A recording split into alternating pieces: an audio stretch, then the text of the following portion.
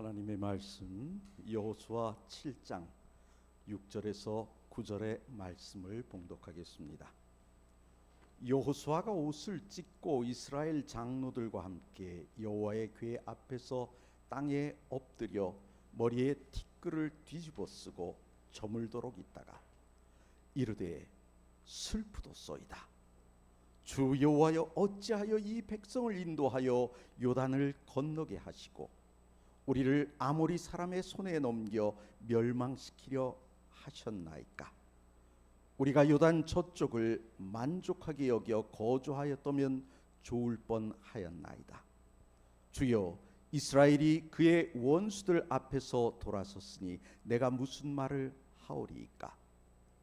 가나안 사람과 이 땅의 모든 사람들이 듣고 우리를 둘러싸고 우리 이름을 세상에서 끊으리니 주의 크신 이름을 위하여 어떻게 하시려 하나이까 하니. 성도 여러분, 한 6일 동안 평안하셨습니까? 저는 오늘 이 시간 지난 금요일에 이어서 아이성 전투의 패배, 특별히 실패에서 배우는 교훈 두 번째 시간으로 여러분들과 함께 은혜를 나누고자 합니다. 우리 지난 금요일에 들었던 말씀을 좀 잠깐 살펴봅시다. 실패의 원인이 무엇이었습니까? 탐심이었습니다. 하나님께 온전히 바쳐져야 했던 여리고성, 하나님의 것인 여리고성의 물건을 탐낸 것이 드디어 아이성의 패배로 이어지게 되었던 것입니다. 이때 이 탐심의 주인공인 아간, 그의 착각은 어떤 것이었습니까? 그는 자신의 도둑질이 성공한 것으로 생각했어요. 제비뽑기를 하는 중에도 그는 뉘우치지 않았습니다. 여러분, 탐욕이란 어떤 것입니까? 탐욕은요, 작은 것에서 점점 발전하는 죄입니다. 그래서 바늘도둑이 뭐 도둑된다고요? 소도둑된다고요. 탐욕은 무엇이라고 우리가 지난 시간에 살폈죠? 그것은 우상숭배다, 이렇게 배웠습니다. 그럼 인간의 어리석음은 어떻게 나타날까요? 자신의 생각에 빠져나갈 구멍이 있을 것 같다고 생각하면 절대로 죄를 인정하지 않는다는 거예요. 절대로 인정하지 않아요. 우리가 아간의 족보에서 배울 교훈이 있었습니다. 그게 뭘까요? 아간의 4대조 유다, 그는 어떤 사람이었어요? 며느리를 훔친 죄를 지었던 사람입니다. 그 죄가 지금 누구에게로요? 4대 만에 아간에게로 이어진 것입니다. 그렇다면 우리의 이 운명의 사슬, 그 사슬을 끊으려면 어떻게 해야 될까요? 마음 깊은 곳에 하나님을 심고 인생의 초점을 나에게서 누구에게로요? 그리스도에게로 바꾸어야 한다는 것입니다. 그렇다면 오늘 우리가 듣게 될 말씀에서 배워야 할 교훈은 뭘까요? 패배의 원인과 해결 방법은 무엇이며 공동체의 일원으로서의 책임감은 무엇인가 하는 것들을 우리는 좀 생각해 보아야 하는 것입니다. 우리가 먼저 오늘 생각해 볼 말씀은 여호수아의 기도, 또 그 기도에 대한 하나님의 응답입니다. 이스라엘이 패배한 이 일을 여호수아는 어떻게 생각했을까요? 아까 읽었던 9절의 말씀을 봅시다. 가나안 사람과 이 땅의 모든 사람들이 듣고 우리를 둘러싸고 우리 이름을 세상에서 끊으리니, 그 다음 말씀이 뭐예요? 주의 크신 이름을 위하여 어떻게 하시려 하나이까 그랬어요. 지금 여호수아는 여호와의 이름을 염려하는 거예요. 여호와의 이름을 염려합니다. 여러분, 우리는요 언제나 여호와의 이름을 염려하는 사람들이 되어야 합니다. 한번 생각해 봅시다. 오늘 우리가 행실을 잘못하면 하나님 믿는 사람이 왜 그래? 라는 말을 듣게 됩니다. 그렇게 되면 누구 이름을 더럽히는 게 됩니까? 여호와 하나님의 이름을 더럽히는 거죠. 그래서 우리는 여호와의 이름을 우리가 거룩히 하게 하는 일에 최선을 다해야 합니다. 우리가 교회를 깨끗하게 단장하는 것도 뭐예요? 여호와의 이름을 위해서예요. 우리가 교회가 지저분하면 어떻게 됩니까? 주의 이름이 더럽혀짐을 받습니다. 지금 9절에서 뭐라 그래요? 주의 크신 이름을 위하여 어떻게 하시려나이까 그래요. 여호수아가 지금 여호와의 이름을 염려하며 탄식한 이유는 무엇입니까? 이스라엘이 패배하는 바람에 주변 나라와 민족들에게 하나님의 명예가 손상되었기 때문입니다. 그렇다면 이 여호수아의 탄식에서 우리는 무엇을 배워야 할까요? 성도의 실패, 다시 말하면 영적 싸움의 패배도 우리는 여호와의 이름을 손상시킨다는 것입니다. 그래서 오늘 우리는 영적 싸움에서 지면 안 됩니다. 우리가 이러한 일들을 우리가 실패하게 되면 교회와 하나님의 명예를 가리게 된다고 하는 것입니다. 기억해 두십시오. 우리는 무엇이 되어야 된다고요? 그리스도의 향기가 되어야 하는 것입니다. 하나님께서는 여호수아에게 일어나라고 하십니다. 왜 그렇게 할까요? 10절이요. 여호와께서 여호수아에게 이르시되 일어나라. 어찌하여 이렇게 엎드렸느냐 그랬어요. 이 말씀은 뭘까요? 지금은 기도만 하고 있을 때가 아니라는 것입니다. 여러분, 우리가 기도해야 될 때가 있어요. 그죠? 또 기도를 하고 났으면 그 다음에 뭐 해야 됩니까? 일어나서 활동해야 될 때가 있어요. 하나님께서는 지금 말씀하십니다. 너 지금 기도만 하고 있을 때는 아니야. 일어나. 이렇게 말씀하셔요. 그럼 일어나서 무엇을 해야 될까요? 이스라엘의 패배의 원인이 된 죄의 뿌리를 뭐 해야 돼요? 뽑아야 돼요. 여러분, 죄의 뿌리를 뭐 해야 된다고요? 뽑아야 돼요. 그것은요, 우리가 직접 해야 되는 문제이지 기도만 하고 있다고 죄의 뿌리가 뽑히는 것은 아니라는 것입니다. 화이트 부인이 그런 말씀을 하죠. 기도가 의무를 대신하는 것은 아니다. 기도가 의무를 대신하는 것은 아니다. 예를 들어서 제가 임 장로님에게 명예를 훼손할 만한 어떤 말을 했어요. 그러면 제가 뭐라고 해야 됩니까? 장로님, 제가 지난번에 말 실수했습니다. 제가 사과를 해야죠. 제가 하늘을 향해서 하나님, 제가 지난번에 임 장로님에게 명예훼손을 시켰는데 어쩌고 저쩌고 이러고만 있는다고 해서 되는 것은 아니라는 거예요. 우리가 사과해야 될 것, 해결해야 될 것, 그것은 우리가 뭐 해야 돼요? 해결해야 하는 것입니다. 지금 하나님께서는 그걸 말씀하셔요. 죄의 뿌리를 뽑아야 할 때지 기도만 하고 있을 때가 아니라고 말씀하십니다. 자, 그러면 뽑아야 할 죄란 무엇입니까? 11절의 말씀 봅시다. 이스라엘이 범죄하여 내가 그들에게 명령한 나의 언약을 어겼으며 또한 그들이 온전히 바친 물건을 가져가고 도둑질하며 속이고 그것들을 그들의 물건들 가운데에 두었느니라 그러셨어요. 이스라엘의 범죄. 다시 말하면 하나님께서 명령한 약속을 어겼다는 것입니다. 온전히 바친 물건을 가져가고 도둑질하며 속였다라고 이야기합니다. 자, 그럼 여기서 우리가 좀 봅시다. 이스라엘의 승리와 패배를 나누는 공식은 어떻게 될까요?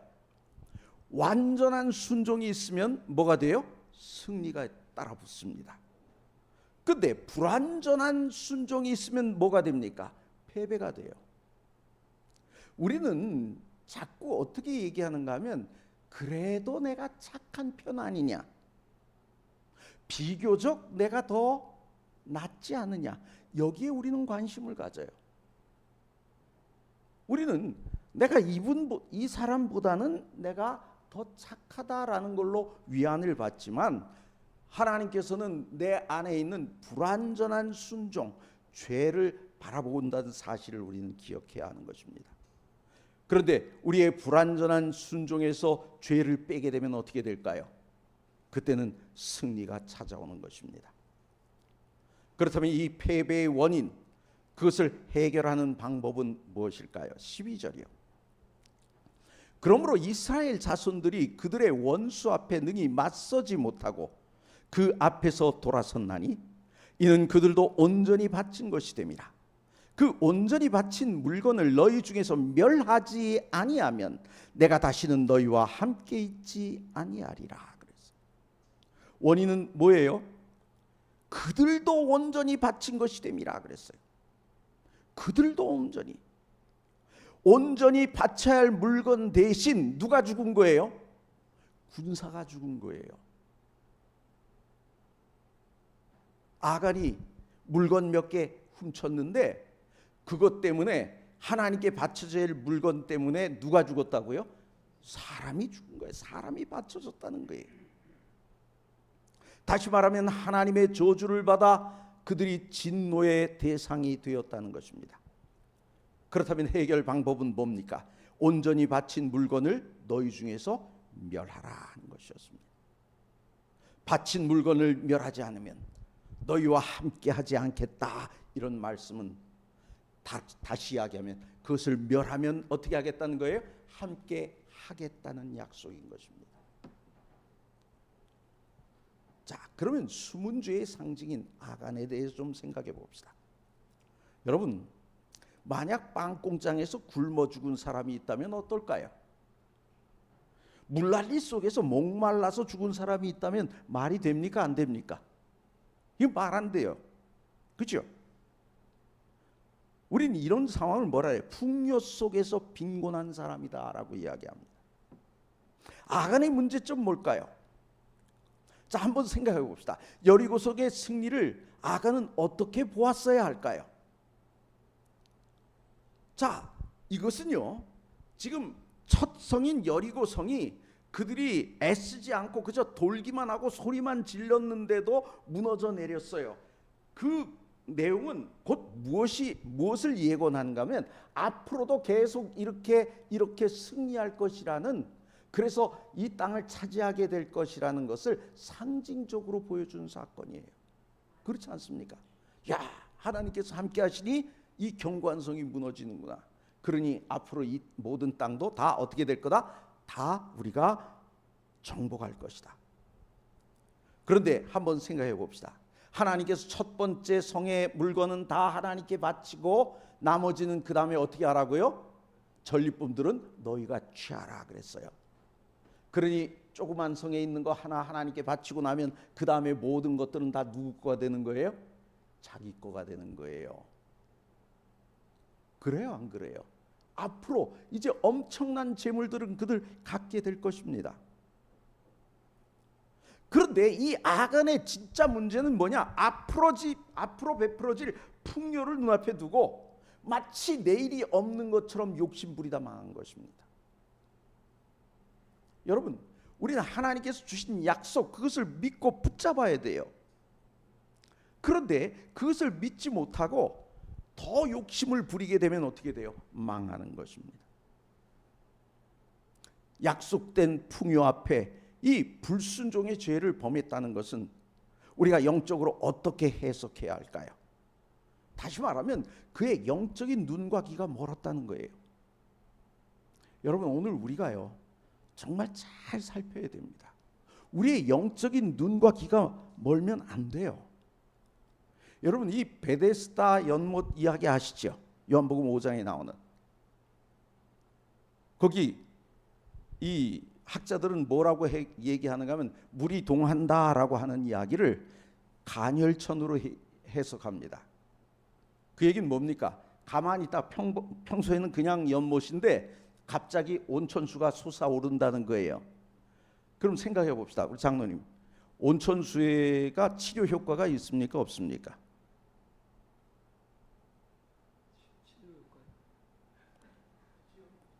효과 있어요? 없어요? 있죠. 그런데 어떤 치료가 효과가 있어요? 보면요, 제가 그 전에 부산의 동네 온천에 갔더니 거기서는 머리를 꼭 감으라 그러더라고요. 왜 그러냐 그랬더니 거기는 비듬에 좋답니다. 어디 가면 관절염에 좋다 그러고 어디는 피부병에 좋다 그러고 그러죠. 근데 베데스다 연못에 와 있는 사람들 보세요. 소경, 절름발이, 혈기 마른 자. 아니, 온천물로다가 소경이 눈을 뜬다는 얘기는 여러분들 이게 말이 됩니까? 안 됩니까? 절름발이면 뭐예요? 다리 길이가 다른 거잖아요. 근데 온천수에 담갔더니 한쪽 다리가 길어졌더라. 짧은 다리. 말 됩니까? 안 됩니까? 안 되잖아요. 근데요, 한번 보십시오. 우리 그리스도인들의 모습 가운데는요, 눈을 뜨긴 떴는데 영적으로 감은 사람들이 많아요. 한쪽 다리가 짧은 것처럼 그리스도인들의 삶이, 교회의 삶과 바깥의 삶이 다른 사람들이 있어요. 있어요, 없어요? 영적 절름발이 많아요. 오늘 우리가 이 문제들을 가만히 볼 때 영적으로 눈과 귀가 멀었다는 것은 이거 굉장히 심각한 사건입니다. 아간의 영적인 눈과 귀가 완전히 막힘으로 어떤 일이 벌어졌습니까? 하나님의 명령에 불순종한 죄를 범한 거예요. 그 바람에 어떻게 됐죠? 우리 지난 시간에 살폈죠. 이스라엘이 아이성에서 패하면서 36명의 과부가 생겼어요. 또 많은 고아가 발생합니다. 조사 심판이 진행되어 점점 자신에게 좁혀옴에도 그는 지목될 때까지 죄를 숨기는 어리석은 행동을 했다는 것입니다. 아간과 하와의 이 죄 짓는 과정을 봅시다. 아간은 어떻게 됐다고 그랬죠? 우리 지난 시간에 봤죠? 보고 그 다음에 뭐 했다고요? 탐내고 그 다음에 취하고 감추었어요. 하와는요?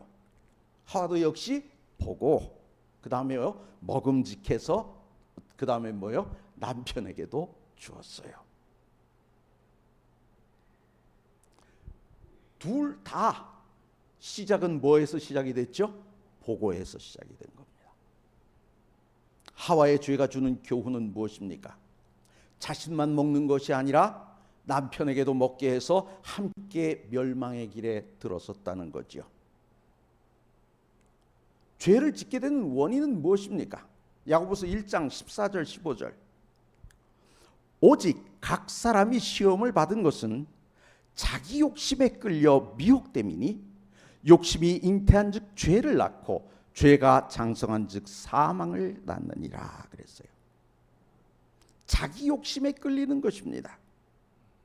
자기 욕심 때문에 우리가 시험을 받아요.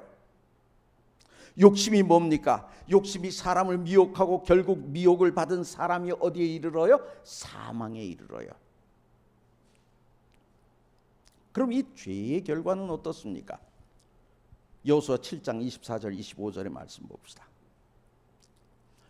여호수아가 이스라엘 모든 사람과 더불어 세라의 아들 아간을 잡고 그 은과 그 외투와 그 금덩이와 그의 아들들과 그의 딸들과 그의 소들과 그의 나귀들과 그의 양들과 그의 장막과 그에게 속한 모든 것을 이끌고 아골골짜기로 가서 여호수아가 이르되 내가 어찌하여 우리를 괴롭게 하였느냐?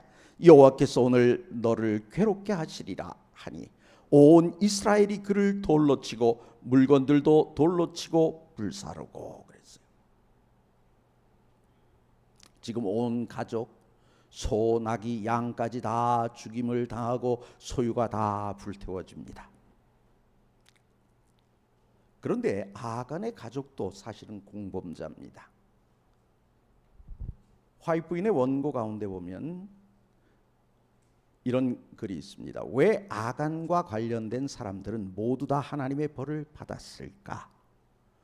그 까닭은 그들이 자신들에게 주어진 큰 표준인 하나님의 율법의 지시를 따라 훈련과 교육을 받아오지 않았기 때문이다. 아간의 부모들은 아간이 거침없이 주의 말씀에 불순종하도록 방치하였고 그의 생애에 되풀이되어 나타난 이 같은 원리들은 그의 부모들을 또한 부패케 하는 영향을 미쳤다. 정신은 다른 정신 위에 작용과 반작용을 거듭한다. 아간의 식구들을 다 그 징벌에 포함시킨 것은 그들 모두가 다 그 죄에 연루되었다는 것을 나타낸다 그랬어요. 그럼 아간에게서 발견해야 될 문제는 무엇일까요? 그것은 하나님의 시선입니다. 여러분 보십시오. 어쩌면 라합은 사람들이 하찮게 여길 수 있는 사람이에요. 그렇죠? 그런데 그 라합을 하나님은 구원하십니다. 근데 아간과 그의 가족들이 하찮게 여겼던 죄는 하나님은 어떻게 해요? 간과하지 않고 처벌하셔요. 여러분, 오늘 우리는 우리의 죄에 대해서 하찮게 여기면 안 되는 것입니다. 우리가 감추고자 하는 죄는 결국 어떻게 되죠? 우리를 멸망시킨다는 것입니다. 또 우리가 좀 살펴봤으면 하는 내용이 있습니다. 그것은 공동 운명체 의식의 중요성입니다. 하나님은 아간의 죄를 공동체의 죄로 여기셨어요. 여호수아 7장 1절이요. 이스라엘 자손들이 온전히 바친 물건으로 말미암아 범죄하였으니 이는 유다 지파 세라의 증손 삽디의 손자 갈미의 아들 아간이 온전히 바친 물건을 가졌습니다. 여호와께서 이스라엘 자손에게 진노하시니라 그랬어요. 12절의 말씀 봅시다. 그러므로 이스라엘 자손들이 그들의 원수 앞에 능히 맞서지 못하고 그들 앞에서 돌아섰나니 이는 그들도 온전히 바친 것이 됨이라. 그 온전히 바친 물건을 너희 중에서 멸하지 아니하면 내가 다시는 너희와 함께 있지 아니하리라. 이 두 말씀 속에 나타난 내용이 무엇입니까? 지금 이 아간은 이스라엘 백성에 포함이 됩니다. 그래서 아간의 행동은 곧 이스라엘의 행동 중 하나가 되는 거예요. 아간이 손댄 바친 물건은 하나님의 백성들의 이름으로 드려지는 물건이에요. 왜요? 이스라엘은 공동 운명체이기 때문입니다. 여러분 기억하십시오. 우리가요, 이른비 성령은 각자 받습니다. 그런데 늦은비 성령은요, 함께 받습니다. 여러분, 이른비 성령과 늦은비 성령을 우리가 어떻게 봅니까? 예수님의 제자들이 예수님을 메시아로 알게 된 것은 그들의 마음속에 찾아오신 이른비 성령 때문이었어요. 그들이 온 마음을 다하고 정말 하나님 앞에 온전히 하나가 되었을 때 하나님께서 어떻게 하셨죠? 다락방 위에 성령을 부어주셔서 그들이 한꺼번에 받았어요. 여러분, 오늘 이 교회에 우리 각자 한 사람 한 사람은 이른비 성령의 역사로 말미암아 우리는 이 자리에 선 것입니다. 그렇지 않습니까? 우리가 성령께서 내 안에 계셨기 때문에 하나님이 계신 것을 시인했고 예수 그리스도가 구세주가 되었던 것입니다. 나의 구주가 되신 거예요. 그렇다면 오늘 우리는 이 귀례교회라고 하는 교회를 통해서 하나의 공동 운명체가 된 것입니다.